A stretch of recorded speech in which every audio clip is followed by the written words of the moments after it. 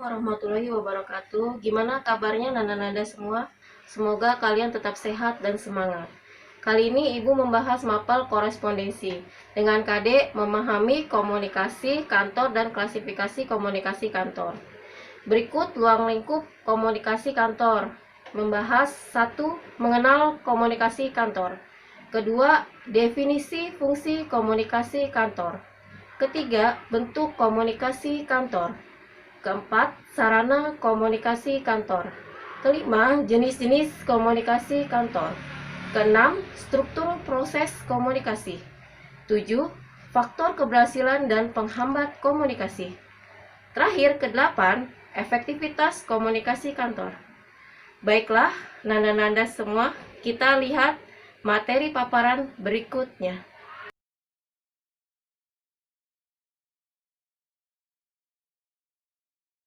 Kenal komunikasi kantor.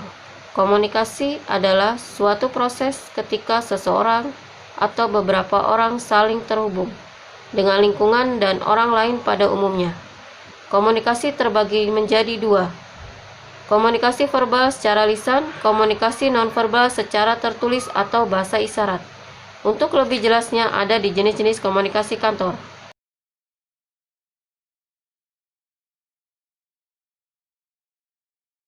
Definisi dan fungsi komunikasi kantor. Komunikasi kantor adalah suatu proses berinteraksi dengan orang lain, membuat seseorang dapat mengembangkan keterampilan berbicara untuk dapat bersosialisasi di lingkungan tempat kerjanya, baik dengan pimpinan atau sesama bawahannya. Fungsi komunikasi ada 4. 1. Fungsi kontrol pengendalian diri. 2. Fungsi motivasi memberikan dorongan. 3. Fungsi emosi memberikan rasa puas atas kerjaannya. 4. Fungsi informasi memberikan data yang akurat. C. Bentuk komunikasi. Ada 5. 1. Komunikasi intrapersonal. 2. Komunikasi interpersonal. 3. Komunikasi kelompok. 4. Komunikasi organisasi. 5. Komunikasi massa. Untuk paparannya ada di PowerPoint.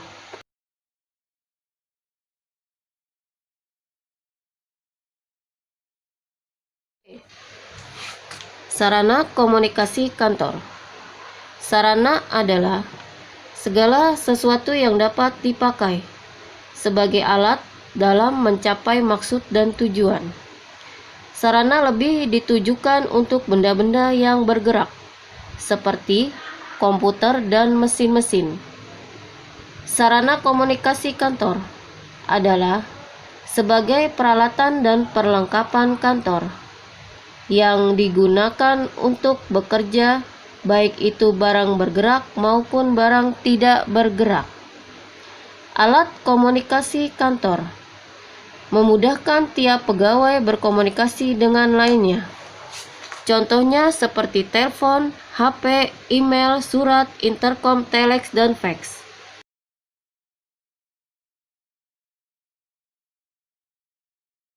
E.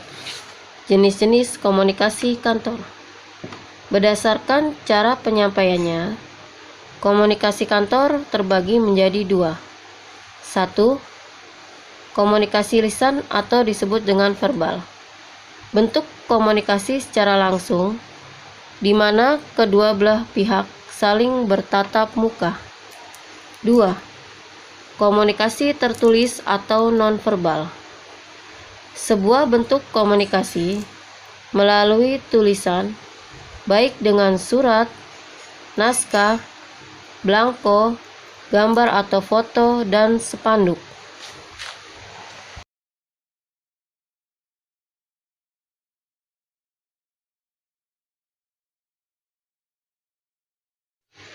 F. Penjelasan struktur proses komunikasi. 1. Sender. komunikator. 2. Encoding, proses pesan sesuai dengan kode tertentu. 3. Message, pesan. 4. Decoding, proses kode untuk memakai pesan. 5. Receiver, penerima atau komunikan. 6. Feedback, tanggapan yang diberikan oleh seseorang komunikan. 7. Respon, sikap seseorang ketika menerima pesan yang dituju kepadanya.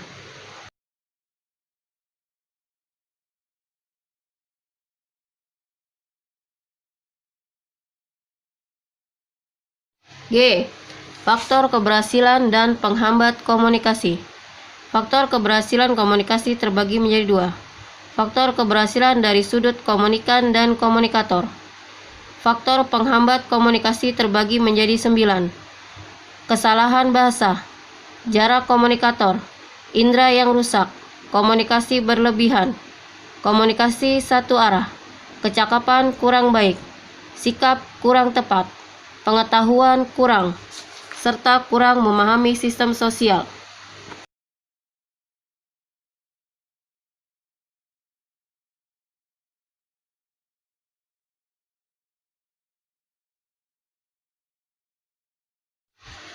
H. Efektivitas komunikasi kantor.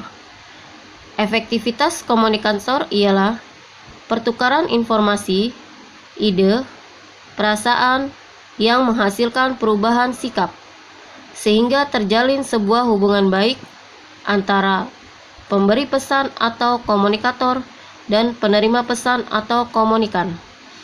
Contoh efektivitas kantor. 1. Interaksi langsung. 2. Bahasa yang lugas. 3. Hindari makna konotatif. 4. Penggunaan waktu efisien. 5. Tidak bertele-tele. 6. Menghindari istilah asing. 7. Kalimat mudah dimengerti. 8. Informasi tidak berubah.